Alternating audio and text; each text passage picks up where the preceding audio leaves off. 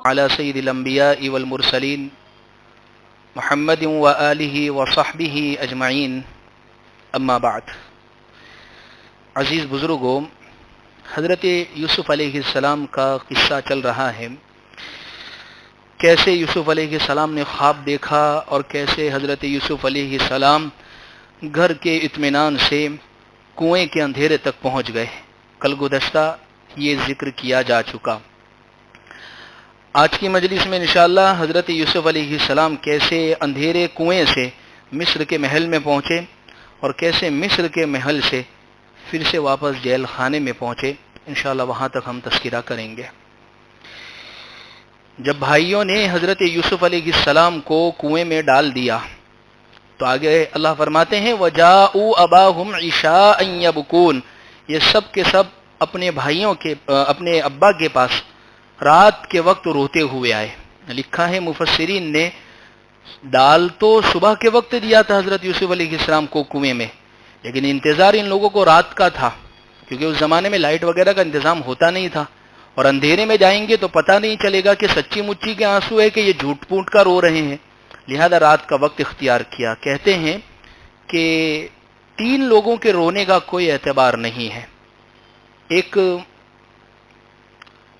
ایسا پیر صاحب جو بے ایمان ہو، دوسرا شیعہ حضرات کیسا ماتم کرتے ہیں، اور تیسرا عورت کا جب وہ مکر کے اندر رو رہی ہے۔ اسے لکھا ہے قاضی شریح کی عدالت میں ایک عورت رو رہی ہے، بہت رو رہی ہے، اور قاضی صاحب اس کے خلاف فیصلہ کر رہے۔ کسی نے قاضی صاحب سے کہا کہ اس کے آنسوؤں کو تو دیکھ لو، تو قاضی صاحب نے کہا اس سے زیادہ حضرت یوسف علیہ السلام کے بھائیوں کے آنسو تھے، میں اس وقت تک فیصلہ نہیں کروں گا جب تک کہ دوسرے فریق کی بھی بات نہیں سن لو۔ لہذا امام اعمش فرماتے ہیں ہر رونے والا، ہر آنسو بہانے والا وہ مظلوم نہیں ہوتا ہے۔ خیر، اس لیے ایک اور بات یہاں پر ذہن میں رکھے، کتنا صاف جھوٹ بول رہے ہیں یہ۔ ہر ایک آدمی کے بس کی بات بھی نہیں ہے جھوٹ بولنا، بعض لوگ جھوٹ بولنے میں بہت ماہر ہوتے ہیں۔ اچھا، جھوٹ بولنے کے لیے بھی انسان کو بے شرم بننا پڑتا ہے، جب تک شرم نہیں نکالیں گے وہاں تک انسان جھوٹ بھی نہیں بول پائے گا، لہذا ان لوگوں نے شرم کو ختم کر دی۔ خیر، ابا کے پاس آئے رات کے وقت روتے ہوئے اور کہا یا ابانا، ابا جی انا ذهبنا نستبق، ہم تو کھیل کود میں مسابقے میں دوڑ کے اندر ہم تو لگ گئے، وترکنا یوسف عند متاعنا، اور یوسف علیہ السلام کو ہم نے اپنے سامان کے پاس بٹھایا، فاکلہ الذئب، بھیڑیا آیا اور ان کو کھا گیا، وما انت بمؤمن لنا، اور آپ ہمارا یقین کرو گے ہی نہیں چاہے ہم کتنے بھی سچے ہو۔ یہ ان لوگوں نے حضرت یعقوب علیہ السلام سے کہا۔ مفسرین فرماتے ہیں نہ یعقوب علیہ السلام کاش بھیڑیے کا تذکرہ کرتے اور نہ ان کے دماغ میں بھیڑیے کا خیال آتا۔ خیر، چور کی داڑھی میں دوسرا تنکا، اور بہت سارے تنکے مل کر جھاڑو بنتی ہے۔ خیر، جو بار بار قسمیں کھائیں وہ عام طور پر جھوٹا ہوتا ہے۔ پہلے تو قسم کھائی بھائی کو لے جانے کے وقت، اب دوسری قسم کھا رہے ہیں۔ ہم کتنا بھی سچ بولے لیکن آپ ہماری بات کا یقین نہیں کریں گے، اور یہ جملہ عام طور پر وہ لوگ بولتے ہیں جن کے پاس کوئی سمجھ میں آنے والا معقول عذر نہیں ہوتا ہے، اور گھڑی ہوئی بات کرنے والا ہمیشہ بے چینی کا شکار ہوتا ہے، کبھی یہ بات کرے گا کبھی یہ بات کرے گا۔ سب جیسے اس زمانے کے اندر تو لائیو ڈیٹیکٹر بھی آ گیا ہے کہ جس کے ذریعے سے انسان کو چیک کیا جا سکتا ہے۔ سب سے بڑا لائیو ڈیٹیکٹر جو ہے ہر دور میں وہ انسان کا چہرہ ہے، چہرہ ہی بتا دیتا ہے کہ یہ سچ بول رہا ہے یا جھوٹ بول رہا ہے۔ اس لیے ایک بات میں نے اس سے پہلے بھی ذکر کی، پھر کہتا ہوں، یوسف علیہ السلام کا واقعہ یہ اس لیول کا، اس سطح کا واقعہ ہے، عام لوگوں کی زندگی اس واقعے کے ساتھ جڑی ہوئی ہے، ہر ایک کے گھر میں یہ سب چیزیں پیش آ سکتی ہے، حسد کا شکار ہو سکتے ہیں، سازشوں کا شکار ہوا جا سکتا ہے۔ تو حضرت یوسف علیہ السلام کے واقعے میں، اور ابا سے زور زور سے یہ کہہ رہے وما انت بھی، ہم تو اتنے بھی سچ ہو لیکن آپ کہاں ہماری بات مانیں گے، آپ کو تو وہی لاڈلا ہے۔ کہتے ہیں کہ جس کی دلیل کمزور ہوتی ہے، جس کا مقدمہ کمزور ہوتا ہے، اس کی آواز اونچی ہوتی ہے، اور جس کے پاس دلیلیں مضبوط ہوتی ہے وہ بہت اطمینان سے بات کرتا ہے۔ ان کے پاس دلیل نہیں تھی تو آوازیں اونچی ہو رہی ہے ان لوگوں کی۔ خیر، رونے کے اندر ماہر صرف عورتیں ہی نہیں ہوتی ہے، مرد بھی اس میں بہت تجربہ کار اور بہت ماہر ہوتے ہیں۔ رونا دنیا کا ایک ایسا ہتھیار ہے کہ انسان اچھوں کے دل کو پگھلا دیتا ہے۔ خیر، آگے کیا کہتے، آگے کیا کیا انہوں نے؟ دلیل کے اندر، ثبوت کے اندر کہ ابا کو یقین آ جاوے، وَجَاءُوا عَلَىٰ قَمِيصِهِ بِدَمٍ كَذِبٍ، یوسف علیہ السلام کا جو کرتا تھا اس کرتے کے اوپر جھوٹ موٹ کا خون لگا کر لے آئے۔ کہا کہ ابا جی دیکھو یہ بھیڑیے کا خون بھی اس پر لگا ہوا ہے۔ ابا نے کیا کہا؟ قال بلکہ سولت لکم انفس، تم نے ایک بات گھڑ لی ہے، فصبر جمیل، بس صبر ہی کرنا سب سے بہتر ہے، واللہ المستعان علی ما تصفون، اور اللہ ہی سے میں مدد چاہتا ہوں ان باتوں میں جو تم بیان کر رہے۔ ایک سوال ہوگا کہ حضرت یعقوب علیہ السلام نے اپنے بیٹے یوسف کو تلاش نہیں کیا ہوگا، چاہے قرآن میں نہیں ہے لیکن کیا ہوگا، بیٹے ہیں۔ اچھا دوسری بات، بھئی تلاش کرتے تو آپ تو بوڑھے ہو چکے، تلاش کرنے کے لیے بھی تو یہی لوگوں کو بھیجنا پڑتا، تو ظاہر سی بات ہے نتیجہ 0 اور 0 ہی نکلتا۔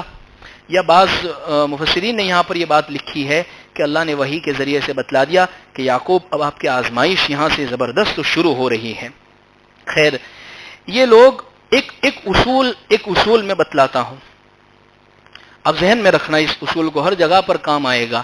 فارسی زبان میں ایک جملہ کہا جاتا ہے، دروغ گورا حافظہ نہ دارد، جھوٹ بولنے والے کا حافظہ اور یادداشت نہیں رہتی ہے۔ وہ پہلے کیا اسٹیٹمنٹ دے چکا ہے، بعد میں کیا بیانی دے رہا، اس کو پتہ نہیں ہوتا جھوٹ بولنے والے کا۔ آج کے ترقی یافتہ دور کے اندر آپ دیکھ لیجئے کہاں کیا جھوٹ بولا جا رہا ہے، لیکن معلوم ہی نہیں ہوتا کہ پہلے کیا اسٹیٹمنٹ دے چکے۔ یہ ان لوگوں کے ساتھ یہی ہو رہا ہے، کہیں سے یہ لوگ خون لے کر آ گئے، اور بھیڑیے کا اور کسی جانور کا خون رہا ہوگا، اور یوسف علیہ السلام کے قمیص کے اوپر لگا دیا۔ اب ایک جھوٹ کو چھپانے کے لیے اب دوسرا جھوٹ گھڑا جا رہا ہے۔ اسی لیے کہا ہے الصدق ینجی والکذب یہلک، سچ نجات دیتا ہے، جھوٹ ہلاک کر دیتا ہے۔ ایک جھوٹ کو چھپانے کے لیے انسان پتہ نہیں کتنے جھوٹ بولتا ہے۔ اور حضرت یعقوب علیہ السلام نے کہا عجیب پڑھا لکھا بھیڑیا تھا، یوسف کو پورا کھا گیا، یوسف پر حملہ کر دیا، لیکن ان کے کرتے کو کہیں سے پھاڑا بھی نہیں ہے۔ اچھا کرتا بھی بالکل صحیح سالم تھا یوسف علیہ السلام کا۔ خیر، کہتے ہیں کہ جھوٹ کے پہیے نہیں ہوتا، جھوٹ جس پر چل سکے اس کے پہیے نہیں ہوتے ہیں۔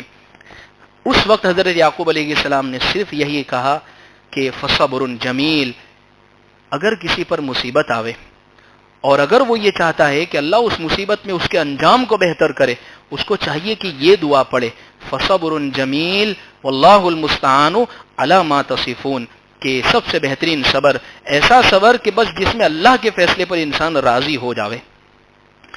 یہ تو اچھا ہوا ڈی این اے کا زمانہ نہیں تھا، ورنہ تو فوراً پتا چل جاتا کہ جو بکرا بھون کر کھائے ہو اور جس کا خون بچا تھا وہ کرتے پر لگا کر لے آؤ، یہ وہی کھایا ہوا بکرا۔ تو ڈی این اے کا زمانہ نہیں تھا یہ تو۔ خیر، حضرت یعقوب علیہ السلام دیکھیے، بڑے بوڑھے جو ہوتے ہیں نا وہ بہت نہیں بولتے ہیں، نوجوان بول بول بول کرتے، بڑے بولتے ایک جملہ بولتے ہیں لیکن اتنا پیارا بولتے ہیں کہ وہ بالکل اطمینان والا ہوتا ہے۔ یعقوب علیہ السلام نے ان سے کیا کہا؟ بلکہ سولت لکم، تم نے یہ گھڑ لیے، بس اس کے آگے کوئی سوال ان لوگوں سے نہیں کیا۔ اب فوراً اللہ کی طرف متوجہ ہو گئے کہ بس میں اللہ ہی سے مدد مانگتا ہوں، اللہ سے حال اپنا ذکر کروں گا اور اللہ ہی سے میں اپنی بات کہوں گا، اس لیے کہ سب سے بہترین کارساز بنانے والے وہ صرف اللہ ہے۔ ایک بات یہ بھی ذہن میں رکھے کہ ہمارے ساتھ بھی ایسے حالات، ایسے واقعات پیش آتے ہیں، کبھی کسی نے کوئی معاملہ کر دیا، کسی نے کوئی زیادتی کر دی، ہم ایسے موقع میں دیکھیں دو شکل ہو سکتی ہے اپنا حق کو لینے کی، لڑ بھیڑ کر بھی لے سکتے ہیں، کیس کر کے بھی لے سکتے، مار کے بھی لے سکتے، دوسری شکل ہے اللہ کے حوالے کر دے ہوئے۔ اللہ کی طرف سے جب انصاف ہوتا ہے تو بہت بہترین انصاف ہوتا ہے۔ خیر، کیا ہوا پھر آگے؟ یہاں تو یہ بات کنعان میں یہ ہو گئی، اب حضرت یوسف علیہ السلام جو کنویں میں ہے، اب ان کے ساتھ کیا ہو رہا ہے؟ وَجَاءَتْ سَيَّارَةٌ فَأَرْسَلُوا وَارِدَهُمْ فَأَدْلَىٰ دَلْوَىٰ، ایک قافلہ آیا، قافلے والوں نے اپنا پانی نکالنے والا اس کو آگے بھیجا کہ جاؤ بھائی پانی لے آؤ، قافلہ یہاں پر رکے گا کچھ دیر کے لیے۔ وہ آیا اور اس نے ڈول لٹکائی، اور جیسے ہی ڈول لٹکائی تو حضرت یوسف علیہ السلام اس ڈول میں بیٹھ گئے، اس کی زبان سے زور سے چیخ نکل گئی، یا بشرا، کیا یہ خوشی کی بات ہے، ہاذا غلام، کتنا خوبصورت بچہ ہے، وہ اسرروہ بضاعہ، اس کو چھپا دیا، واللہ علیم بما یعملون، اللہ جانتے ہیں جو کچھ یہ لوگ کر رہے تھے۔ اصل میں یہ قافلہ جا رہا تھا مدین، لیکن اللہ نے اس کو ایسا بھٹکایا کہ یہ آ گیا مصر کی جانب روانہ ہونے والے راستے پر ہی آ گیا، یعنی کنعان والے راستے پر ہی آ گیا۔ کہتے ہیں بہت سارے لوگ اتفاق سے ہوا، دنیا میں اتفاق کو انسیڈنس نام کی کوئی چیز نہیں ہوتی۔ حضرت مفتی شفیع صاحب رحمۃ اللہ علیہ فرماتے ہیں یہ سب کچھ اللہ کی تدبیر ہے، اللہ یہاں سے حضرت یوسف علیہ السلام کو مصر کے اقتدار تک پہنچانا چاہتے ہیں۔ ان لوگوں نے کیا کیا، جیسے ہی اس کو دیکھا تو سب تاجر تھے، بزنس مین تھے، اور ایک بزنس مین کسی بھی چیز کو دیکھے گا تو وہ بزنس کی نظر سے ہی دیکھے گا۔ کاش بچے کی نظر سے دیکھا ہوتا، لیکن انہوں نے بزنس کی نظر سے دیکھا، اس کو سامان سمجھ کر ہی چھپا دیا، آگے جا کے بیچیں گے۔ ان لوگوں نے یہ کیا۔ خیر اس کے بعد ان لوگوں نے اس کو چھپا دیا، اور آگے کیا ہوا، وَشَرَوْهُ بِثَمَنٍ بَخْسٍ دَرَاهِمَ مَعْدُودَةٍ، اور ان لوگوں نے چند درہم، اور وہ بھی ردی، بہت کم درہم کے عوض میں ان کو بیچ دیا۔ وَكَانُوا فِيهِ مِنَ الزَّاهِدِينَ، اور یہ لوگ تو پہلے سے ان سے بیزار تھے، ان کو کیا غرض تھی؟ دو باتیں لکھی ہے مفسرین نے کہ یہ بیچنے والے کون تھے، تو بعض نے کہا یہی تاجر، یہی قافلے والے تھے کہ آگے جا کر کسی اور کو بیچ دیا، وہ بیچے گئے آگے۔ بعض لوگوں نے کہا کہ ان کا جو بڑا بھائی تھا یہودا، وہ روز رات کو آتا دیکھتا کہ بھئی کیا ہوا، کوئی آیا کہ نہیں آیا، تو جیسے ہی وہ قافلے والوں نے نکالا تو فوراً ان سے سودا کرنے لگ گئے، فوراً سودا کرنے لگ گئے کہ یہ تو ہمارا غلام ہے، یہ تو بھاگ گیا تھا، اچھا چلو تمہیں چاہیے تو ایک کام کرو، اتنی قیمت دے دو اور تم لے جاؤ۔ کیوں ایسا کیا یہودا نے؟ دیکھیے پیسوں سے جو چیز ملتی ہے نا انسان کو اس کی قدر ہوتی ہے۔ اگر ان کو فوگٹ میں مل جاتا قافلے والوں کو تو ہو سکتا ہے کہ اگر یہ رونے لگتا تو ان کو وہیں پر چھوڑ کر چلے جاتے، اب اس کے پیچھے پیسے خرچ کیے تو یہ لوگ لے جائیں گے دور تک، اس لیے ان بھائیوں نے اس طریقے پر معاملہ کیا۔ ایک قافلے والے نے دوسرے کو، ایک عجیب بات یہاں پر لکھی ہے، حضرت یوسف علیہ السلام کو اپنی بچپن کی ایک بات یاد آ گئی کہ ایک مرتبہ آئینے کے سامنے کھڑے تھے اور کہہ رہے تھے کہ یوسف دنیا میں تجھ سے بھی زیادہ کوئی خوبصورت، تیری قیمت کون لگا سکتا ہے، اتنا جمال، اتنی خوبصورتی۔ آج اللہ نے میری اس عقل کو توڑا اور اس وقت کہا کہ دراصل کوئی قیمت دینے والا بھی نہیں ہے، اور چند ٹکوں اور چند سکوں کے عوض حضرت یوسف علیہ السلام بیچے جا رہے ہیں، اللہ بتلاتے۔ خیر اس کے بعد کیا ہوا، وقال الذي اشتراه من مصر لامرأته، کس نے خریدا حضرت یوسف علیہ السلام کو؟ مصر کا ایک شخص ہے، بادشاہ ہے، اس نے خریدا، اور اس نے اپنی بیوی سے یہ کہا اکریمی میں صادق، ان کا خیال کرنا، عسا ینفعنا، ہو سکے ہمیں یہ نفع پہنچائے یا ہم ان کو بیٹا ہی بنا لے اس کو۔ وَكَذَلِكَ مَكَّنَّا لِيُوسُفَ فِي الْأَرْضِ، اس طریقے سے ہم نے یوسف علیہ السلام کو وہاں رہنے کی جگہ عطا فرمائی۔ وَلِنُعَلِّمَهُ مِن تَأْوِيلِ، آگے ان کو ہم باتوں کا علم، بادشاہوں کی جو باتیں ہوتی وہ سمجھنے کا علم بھی ہم ان کو دیں گے۔ وَاللَّهُ غَالِبٌ عَلَىٰ أَمْرِهِ، اللہ اپنے معاملے پر غالب ہے لیکن اکثر لوگ نہیں جانتے ہیں۔ عجیب بات ہوئی، عزیز مصر اسی دن بازار آیا۔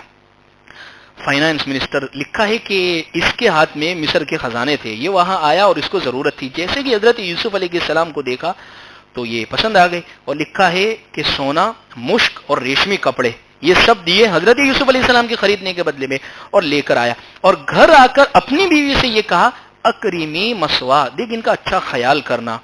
عام طور پر سیٹھانیاں جو ہوتی ہے وہ خادماؤں کا خیال نہیں رکھتی ہے، گھر میں کام والی جو آتی ہے تو عام طور پر ان کا سلوک کیا ہوتا ہے، تو اس لیے حضرت یوسف علیہ السلام کے بارے میں خاص طور پر کہا کہ ان کو کوئی پریشان مت کرنا۔ اچھا، اور یہ نظر اور زاویے کے دیکھنے کا فرق ہوتا ہے، اس نے حضرت یوسف علیہ السلام کو اس نظر سے دیکھا کہ ہم بیٹا بنا لے، اور زلیخا نے اس نظر سے نہیں دیکھا تو آگے فتنے میں پڑی، اور یہی سیم معاملہ جو ہوا ہے آگے قصے میں فرعون اور آسیہ کا ہوا۔ آسیہ نے بھی جیسے دیکھا تو کہا کہ موسیٰ علیہ السلام کو کہ ہم ان کو بیٹا بنا لیں گے، تو اللہ نے ان کو ایمان دیا۔ فرعون کے دل میں یہ والی فیلنگ پیدا نہیں ہوئی تو وہ محروم رہ گیا۔ خیر حضرت یوسف علیہ السلام اب یہاں پر محل میں رہنے لگے، اور جیسے کہ محل میں آئے تو گھر کا ماحول ہی چینج ہوگا، بھئی نبی آئے ہیں تو گھر کے اندر اس کی عزیز مصر کی عزت بڑھ گئی، یعنی اس کا جو پاور تھا اور زیادہ بڑھ گیا، اس کے چرچے اور زیادہ، یعنی وہ لائم لائٹ میں آ گیا، یوں کہہ سکتے۔ عزیز مصر، اس کے گھر کے خزانے بڑھ گئے، سب لوگ اس کی واہوائی، یہ سب حضرت یوسف علیہ السلام کی برکت تھی۔ اور اللہ تبارک و تعالی نے حضرت یوسف علیہ السلام کو دراصل آگے جو مقام دینا تھا اور آگے جس جگہ پر پہنچانا تھا وہ تمام اللہ کی طرف سے یہ فیصلے ہو رہے ہیں، اور اللہ اپنے معاملے پر غالب ہے۔ یعنی اللہ کو معلوم ہے کہ حضرت یوسف علیہ السلام کو کہاں پہنچانا ہے۔ کہتے ہیں وہ چاہے تو قطرہ قطرہ کو سمندر کر دے، اور وہ جو چاہے تو یتیموں کو پیمبر کر دے۔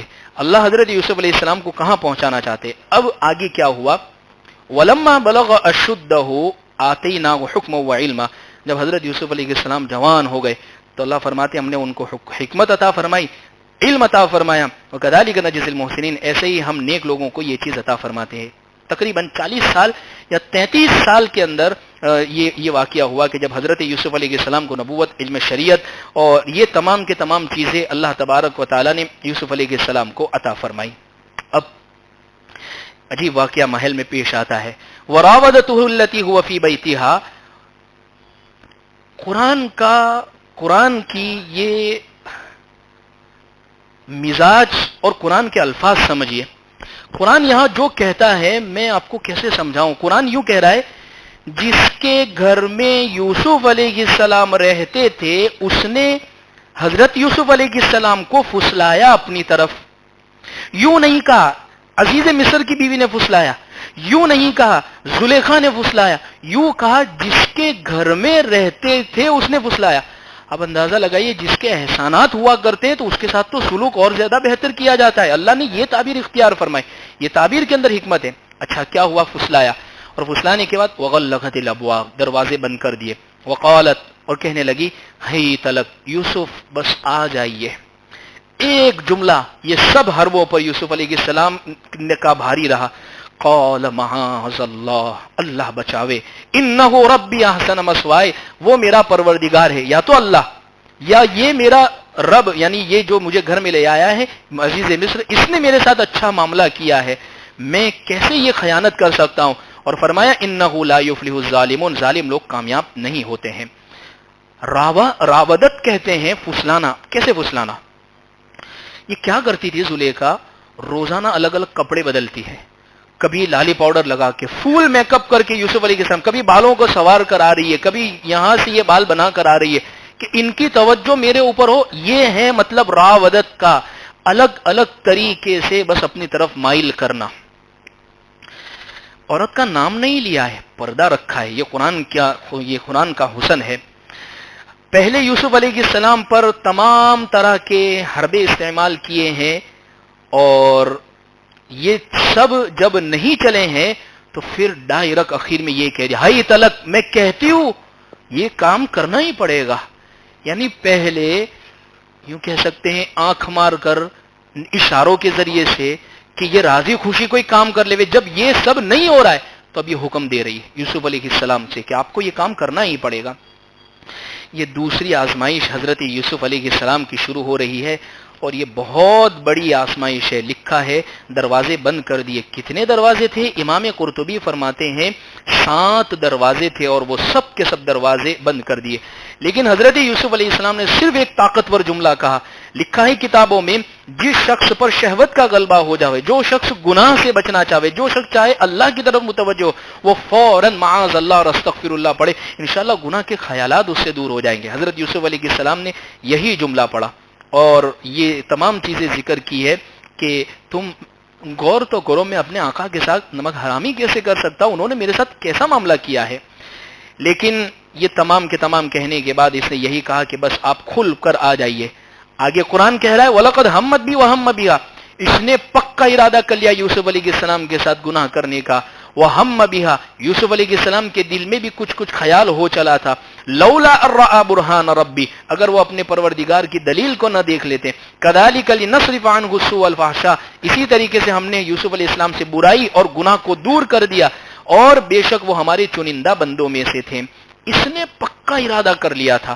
یعنی پکا ارادے کا مطلب اس دن تمام گھر کے خادموں کی اس نے چھٹی کر دی تھی، سیٹ بھی گھر پر نہیں تھے، دروازے سارے بند کر دیے تھے۔ یہ اس کا پکا ارادہ اور پلان تھا کہ آج کسی بھی طریقے سے اس شہوت کو پوری کرنی ہے، خواہش کو پوری کرنی ہے۔ قرآن یہ کہہ رہا ہے وہ ہم بہا، یوسف علیہ السلام کے دل میں بھی کچھ خیال ہو چلا تھا، کیا یہ بڑی مشکل آیتوں میں سے ہیں، اس آیت کو سمجھنے کی بہت ضرورت ہے۔ دراصل دیکھیے ایک انسانی جذبے، قرآن میں صرف ایک ہی نبی اللہ نے ایسے عطا فرمائے ہیں جن کو اللہ تبارک و تعالی نے یعنی کنوارا پن ان کے لیے وہ معجزہ تھا، صرف ایک ہی نبی ہے، ورنہ تمام کے تمام نبیوں میں اللہ تبارک و تعالیٰ نے شادی کا مادہ بھی رکھا، شادیاں بھی ہوئی، اولادیں بھی ہوئی۔ اگر کسی بندے کے اندر خواہش ہے اور اس کو ابھارا جاوے تبھی تو یہ فضیلت کی چیز ہے۔ ایک شخص کے اندر خواہش ہی نہیں ہے اور اس کو گناہ پر ابھارا جائے تو کیا فائدہ ہوگا؟ قرآن بس یہ سمجھانا چاہتا ہے کہ حضرت یوسف علیہ السلام نوجوان ہونے کے باوجود اس کی طرف نگاہ اٹھا کر نہیں دیکھا، اور حضرت یوسف علیہ السلام وہاں سے اب دوڑے جا رہے ہیں، اور حضرت یوسف علیہ السلام نے ایک دلیل دیکھ لی، غالباً یعقوب علیہ السلام سامنے آ گئے یا کوئی اور بات ہوئی۔ پھر اب کیا ہوا آگے کا معاملہ؟ واستبق الباب، دروازوں کی طرف دوڑ رہے، وقدت قمیصہ من دبر، پیچھے سے حضرت یوسف علیہ السلام کا کرتا پھٹ گیا، والف یا سیدہا لدی الباب، ان دونوں کو ان کا جو سردار تھا یعنی ان کا جو آقا تھا وہ دروازے کے پاس مل گیا۔ قالت، فوراً کیا کہتی ہے؟ ما جزا، کیا بدلہ ہے اس شخص کا جو آپ کی بیوی کے ساتھ برائی کا ارادہ کرے؟ اس کی سزا یہی ہے، یا تو اس کو قید کر دو یا اس کو دردناک سزا دو۔ اس کو کہتے ہیں عورت کا مکر۔ دیکھیں یہ دونوں دوڑتے جا رہے ہیں۔ علماء نے لکھا ہے السعی منا والاتمام من اللہ۔ دیکھیے بعض مرتبہ گناہ سے بچنے کی شکل نہیں ہوتی ہے، لیکن انسان اگر کوشش کرتا ہے تو اللہ راستے کھولتا ہے۔ حضرت یوسف علیہ السلام دوڑ رہے تھے اور اللہ کی شان سارے کے سارے دروازے وہ کھلتے جا رہے تھے، بعض دروازے الگ الگ جہت میں بھی کھلتے جا رہے تھے۔ حضرت یوسف علیہ السلام دوڑ رہے ہیں اور جیسے ہی آخری گیٹ پر پہنچے وہ دروازہ کھلا، یوسف آگے، زلیخا پیچھے، یوسف علیہ السلام کا کرتے کا پھٹا ہوا دامن وہ زلیخا کے ہاتھ میں، اور فوراً اس کی زبان سے یہ بات نکلی کہ دیکھو یہ میرے اوپر ہاتھ ڈال رہے۔ ثبوت الٹا ہے اور دعویٰ یہ کر رہی ہے کہ ہاتھ ڈال رہے۔ خیر، اور کتنی چالاک عورت تھی کہ دیکھو یہ میرے اوپر ہاتھ ڈال رہے ہیں، یعنی کہتے ہیں انگریزی زبان میں the best defence is good offence, یعنی حملہ کرنا یہ بہترین دفاع ہے، یعنی سامنے والے پہ پہلے ڈال دو تاکہ وہ کچھ بولنے کی کوشش ہی نہ کرے۔ فوراً یوسف علیہ السلام پر یہ سب کچھ چیز ڈال دی، یعنی بولنے کا موقع بھی نہیں دیا، وہ عزیز مصر کو سمجھنے کا بھی موقع نہیں دیا۔ یہ اتنی چالاک عورت تھی، تجربہ کار عورت تھی، اور فوراً یہ الزام ڈال دیا، اور ایسی بات بنائی اس نے کہ اب یہ پکڑی گئی ہے۔ آگے پیچھے دوڑتے ہوئے تو یہ کہنے لگی کہ آپ کی بیوی کے ساتھ جو برائی کا ارادہ کرے،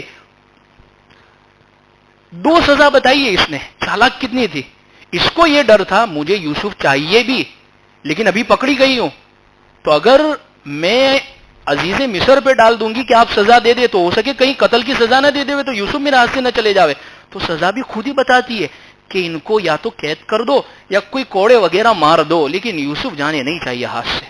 مگر دیکھیے اس کا کتنا خطرناک، ایک تیر سے دو شکار کر رہی ہے حضرت یوسف علیہ السلام کے لیے۔ ایک اور بات یہاں پہ نقطے کی میں سمجھاؤں، دیکھیے مفسرین لکھتے ہیں ہوتا ہے نا دنیا میں آپ کے بغیر رہ نہیں سکتا، آپ تو میری جان ہے، نہ آپ تو میرے فلاں ہیں، آپ تو میری یہ ہے، واٹس ایپ پر چیٹنگ چل رہی ہے اور ٹویٹر پر ملاقاتیں ہو رہی ہے اور اسی طریقے انسٹاگرام پر ایک دوسرے کو میسج بھیجے جا رہے ہیں، لیکن جب بھانڈا پھوٹتا ہے تو میں نہیں تھا، پہلے اس نے شروعات کری تھی، یہ نہیں تھا میں نے، یہ ہوتا ہے۔ اللہ اس واقعے کے ضمن میں فرماتے ہیں جب نفسانی خواہشات اور نفسانی محبتیں ہوا کرتی ہے، ان محبتوں کا انجام یہ ہوتا ہے جب تھوڑی سی بات کھلتی ہے تو الزام ایک دوسروں پر ہی ڈالے جاتے ہیں، یہ ہوتا ہے ایسی محبتوں میں۔ زلیخا نے یہی کیا ہے، اور یہ کہنے لگی قال، یعنی حضرت یوسف علیہ السلام نے کہا ہی راودتنی، بس ایک ہی جملہ کہا، کوئی دلیل ولیل نہیں۔ حضرت یوسف علیہ السلام نے کہا کہ اس نے مجھے پھسلایا ہے، یعنی اس نے میرے طرف ڈورے ڈالے، اس نے میری طرف گناہ کا ارادہ کیا، بس صرف اور صرف اتنی بات کہی۔ اور پھر آگے وشہد شاہد من اہلیہا، اور ان کی فیملی میں سے کسی نے، وشہد شاہد من اہلیہا، قرآن کیا کہہ رہا ہے؟ اہلیہا، اس عورت کی فیملی میں سے کسی نے گواہی دی، اہلی ہی نہیں کہا، اہلی ہی، اہلی کا مطلب عزیز مصر کی فیملی میں سے، یعنی اگر سسرال میں سے ہوگا تو وہ فوراً کہہ دی تھی کہ ہاں یہ تو میرے کو چاہتے ہی نہیں ہے نا، اس لیے یہ میری ان سے بنتی نہیں ہے نا، اس لیے میرے اوپر الزام۔ گواہی دینے والا بھی اس کی فیملی کا آدمی تھا، زلیخا کی فیملی کا۔ یہ قرآن کی خوبصورتی ہے، ایک جملے میں نقطے میں بات سمجھا رہا ہے قرآن۔ اچھا آگے کیا کہہ رہی؟ وہ اس نے کیا کہا گواہی؟ ان کانا قمیص، کتنی انصاف کی بات کہی۔ اگر قمیص دیکھو آگے سے پھٹا ہوا ہے تو یہ سچی ہے اور یوسف جھوٹے ہیں، اور اگر قمیص پیچھے سے پھٹا ہوا ہے تو یہ جھوٹی ہے اور یوسف سچے ہیں۔ ظاہر سی بات ہے کہ اگر کوئی شخص اپنے آپ کو بچانے کی کوشش کرے گا تو وہ آگے بھاگے تو پیچھے سے کرتا پھٹے گا، اور اگر کوئی شخص کسی کے اوپر حملہ کر رہا ہے یعنی وہ خواہش پورا ہے تو سامنے والا ہٹانے تو اس کا کرتا سامنے سے پھٹے گا۔ تو یہ تمام کے تمام باتیں ہو رہی ہیں۔ یوسف علیہ السلام نے صرف اتنی بات کہی۔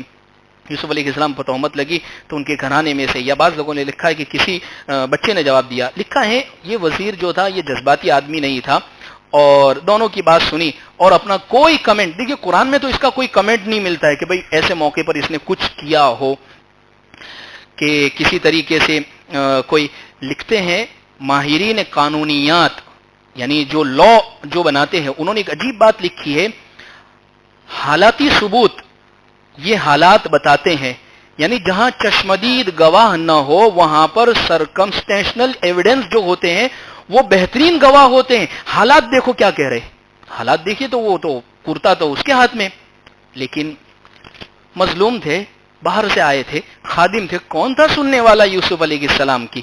خیر کیا کہتا ہے یوسف عارف، یوسف چھوڑو نے، جانے دو نے یہ قصے کو، اس کو یہیں لپیٹ دو نے، اس کو بات کو بہت زیادہ مت پھیلاؤ نے۔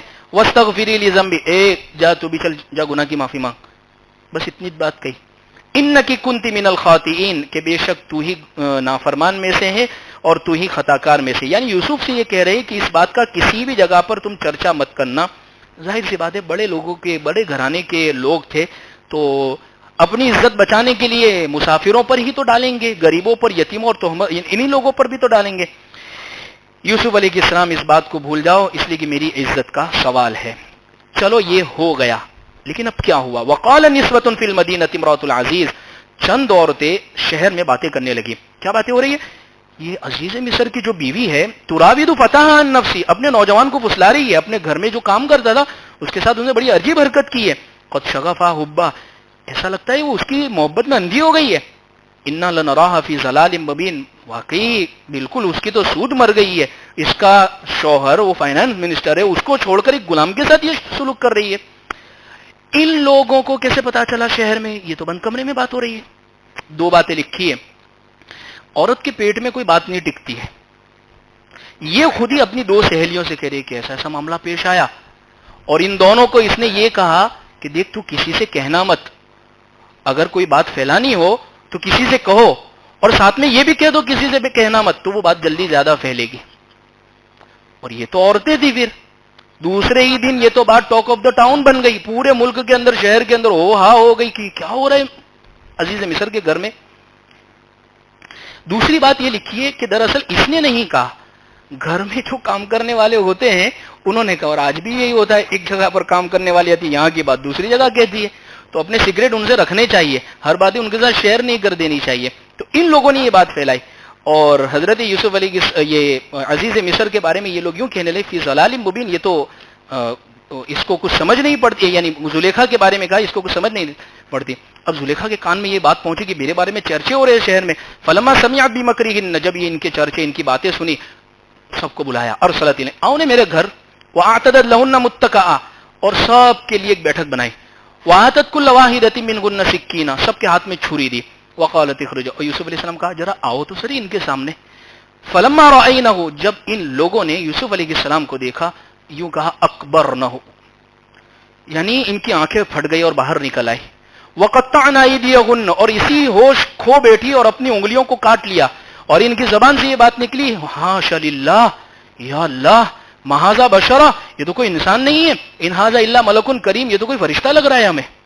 حضرت یوسف علیہ السلام اپنے چہرے پر نقاب رکھتے تھے، لیکن جب کھلا حسن دیکھا تو ان لوگوں نے یہ کیا۔ چند باتیں یہاں سمجھنے کی ہے۔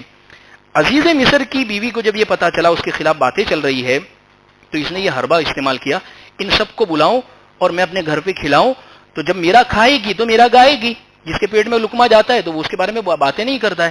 خیر، اور پھر اس کے بعد سب کو بٹھایا، بندوبست زوردار بہترین قسم کا کیا، اونچی سوسائٹی کے لوگ تھے تو ان کے لیے انتظام بھی پھر ویسا ہی کیا، اور سب کو ایک ایک چھری دے دی. چھری کانٹے سے کھانے کا رواج یہ پہلے سے چلے آ رہا ہے، دیکھیے اس میں بھی چھری کانٹا وہی دے رہی ہے.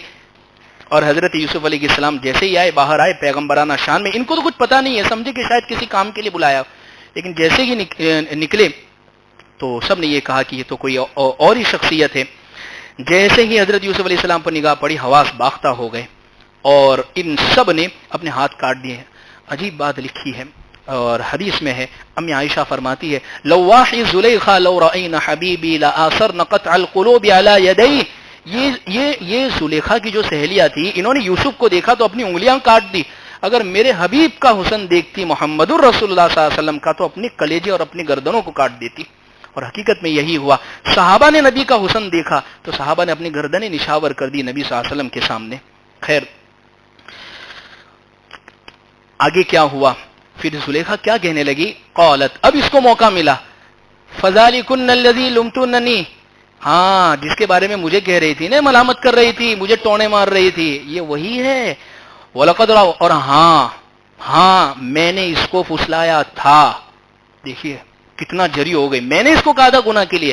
فاستعصم، لیکن یہ آج تو بچ گیا ہے.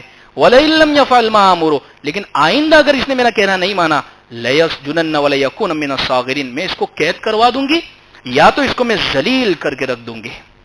یعنی آپ اندازہ لگائے کہ جب یہ تمام معاملہ ان لوگوں کے سامنے آیا تو یہ کتنی جری ہو گئی. کیسا یہاں پر ایک عجیب بات لکھی ہے کہ ایک آدمی جو کبڑا ہوتا ہے، بیکنچ جو ہوتا ہے، وہ یہ نہیں چاہتا کہ میں سدھر جاؤں، میری پیٹھ اچھی ہو جائے، وہ یوں چاہتا ہے ثابت میرے جیسے ہو جائیں تو کوئی مجھے کچھ کہوے نہیں. یہ خود نہیں سدھرنا چاہتی تھی، یہ یوں چاہتی تھی سب کو ہی میں نے گناہ میں ڈال دیا تو اب کون ہے مجھے بولنے والا. یہ اس نے ایسا حربہ استعمال کیا ہے. لہذا اب یہ ساری کی ساری عورتیں زلیخا کی فیور میں آ گئی کہ ہاں وہ زوردار حسن ہے، خوبصورت ہے واقعی. اس موقع پر حضرت یوسف علیہ السلام نے کیا کہا؟ رب السجن، اے اللہ جیل مجھے زیادہ پسندیدہ ہے اس چیز سے جس کی طرف یہ مجھے بلا رہی ہے. وَإِلَّا تَصْرِفْ عَنِّي، اور اللہ اگر ان کا مکر مجھ سے نہیں پھیرا، أَصْبُ إِلَيْهِنَّ، تو میں ان کی طرف مائل ہو جاؤں گا، وَأَكُن مِّنَ الْجَاهِلِينَ، اور میں نادانوں میں سے ہو جاؤں گا. یوسف علیہ السلام نے پہلے حملے کے وقت بھی اللہ کو یاد کیا اور اس موقع کے اوپر بھی اللہ کو یاد کیا. لکھا ہے حضرت یوسف علیہ السلام نے صرف تمنا ظاہر کی. پیارے آقا صلی اللہ علیہ وسلم نے بڑی عجیب بات فرمائی، کاش یوسف اللہ سے عافیت مانگتے تو اللہ عافیت کا معاملہ فرما دے. دیکھیں جب بھی مصیبت آوے تو یہ مت کہو اللہ بڑی ہے تو چھوٹی مصیبت دے دے، نہیں، ہمیشہ عافیت ہی مانگو نا اللہ سے، کیوں مصیبت مانگنی ہے. تو کاش ایسے موقع پر یوسف علیہ السلام نہ جیل مانگتے نہ وہاں جاتے. خیر فاستجاب له ربه فصرف عنه، اللہ نے ان کی دعا سن لی، یعنی قبول کر لی، جیل میں جانا طے ہو گیا. فصرف عنه کیدہن، ان کا مکر ان سے پھیر دیا. انہ هو السمیع العلیم، اور بے شک اللہ خوب سننے والے ہیں اور خوب جاننے والے ہیں. برائی کے وقت جب اللہ کا خوف دل میں آ جاوے بہت بڑی بات ہے. ثم بدا لهم من بعد ما رأوا الآیات، سب گواہ نتیجے ثبوت دیکھنے کے بعد اب ان کو یہی لگا کہ یوسف کو ہی جیل میں بھیج دینا چاہیے. اسی کو قرآن نے کہا ثم بدا لهم من بعد ما رأوا الآیات، تمام نشانیوں کو دیکھنے کے بعد ان کو یہی ٹھیک لگا لیسجننہ حتی حین، یوسف کو ایک زمانے تک جیل میں بھیج دیا جاوے. سارا قصور زلیخا کا تھا لیکن جا رہے ہیں بیچارے یوسف. وجہ اس کی یہ ہے ان لوگوں کو مصلحت اسی میں نظر آئی، اس لیے کہ مصر کی یہ عدالتوں پر بڑے لوگوں کا دباؤ بنا ہوا تھا. یعنی اس واقعے نے جہاں مردوں کو اپنی بیگمات کے سامنے یہ جو ان کی بے بسی معلوم ہوتی ہے، وہیں پر قرآن ایک بات یہ بھی سمجھا رہا ہے کہ انصاف کرنے والی عدالتیں وہاں پر بھی نہیں تھی. جس کی لاٹھی اس کی بھینس، یعنی مظلوم یوسف ہی ٹھہرے. ظاہر سی بات ہے کہ اتنی ساری ہائی پروفائل عورتیں رہی ہوگی، زلیخا کے گھر میں کوئی عام تو عورتیں نہیں آ سکتی ہے. تو ان سب کو بچانے کے لیے یوسف علیہ السلام کے سر کے اوپر سارا کے سارا قصور اور ٹھیکرا ڈال دیا. سب جانتے تھے قصور کس کا ہے، لیکن اپنے اپنے گھروں کی عزتوں کو محفوظ کرنے کے لیے ایک مسافر، ایک اجنبی، ایک مظلوم کے اوپر سارا قصور ڈال دیا. مفسرین نے دو باتیں لکھی ہے کہ اصل میں ان لوگوں نے دو وجہ سے یوسف علیہ السلام کو جیل میں ڈالا. ایک وجہ تو یہ تھی کہ ان کا ذہن ڈائیورٹ کرنا چاہیے، یہ اگر یوسف سامنے ہی رہیں گے تو یہ بار بار کوئی نہ کوئی حربہ استعمال کرے گی، اسے یوسف کو جیل میں ڈالا. اور دوسری وجہ لکھی ہے کہ جب یوسف جیل میں چلے جائیں گے تو بات کرنے والے لوگ یہی سمجھیں گے ہاں ہاں دیکھو ہے نا یہی قصور ہے نا، اسی لیے ان کو یہ لوگ عام طور پر تحقیق کرتے نہیں ہیں. لہٰذا یوسف علیہ السلام کو جیل میں ڈال دیا. سب جیل گئے. حضرت یوسف علیہ السلام خوشی خوشی جیل کے اندر چلے گئے. حالانکہ تمام کے تمام دلیلیں جو تھی وہ یوسف علیہ السلام کے حق میں بول رہی تھی. دیکھیے 3 دلیلیں تھیں. گواہی چھوٹے بچے کی، قمیص کا پھٹا ہوا وہ تمام چیز بتا رہی ہے کہ قمیص جو پیچھے سے پھٹا ہے یہ بھی دلیل ہے. زلیخا مجلس میں اقرار کر چکی ہے لیکن اپنے گھروں کی عزتوں کو بچانے کے لیے انہوں نے کیس ان پر ڈالا. خیر یوسف علیہ السلام ایک زمانے تک جیل میں رہ کتنا ہے انشاءاللہ آئندہ دیکھتے ہیں اور کیا ہوا جیل میں آئندہ سمجھیں گے. واخر دعوانا الحمدللہ رب العالمین.